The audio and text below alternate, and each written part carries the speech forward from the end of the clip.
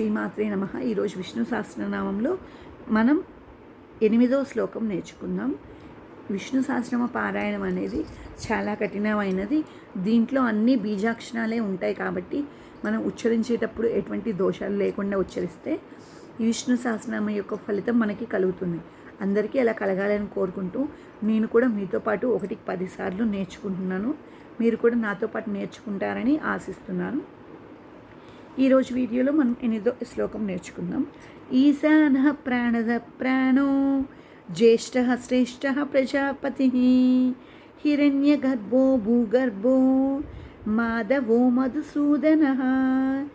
ఈశానః ప్రాణద ప్రాణో జ్యేష్ఠః శ్రేష్ఠః Prajapati హిరణ్యగర్భో భూగర్భో మాధవో మధుసూదనః. ఈశానః ప్రాణదః ప్రాణో జ్యేష్ఠః శ్రేష్ఠః ప్రజాపతిః హిరణ్యగర్భో భూగర్భో మాధవో మధుసూదనః. ఈశానః ప్రాణదః ప్రాణో జ్యేష్ఠః శ్రేష్ఠః ప్రజాపతిః హిరణ్యగర్భో భూగర్భో మాధవో మధుసూదనః. ఈశానః ప్రాణదః ప్రాణో జ్యేష్ఠః శ్రేష్ఠః ప్రజాపతిః హిరణ్యగర్భో భూగర్భో మాధవో మధుసూదనః.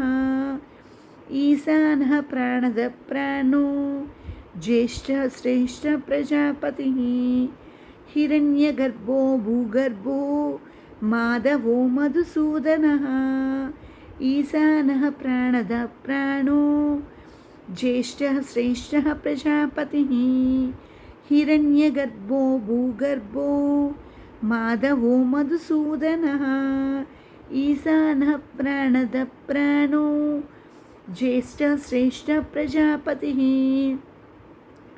హిరణ్యగర్భో భూగర్భో మాధవో మధుసూదనః.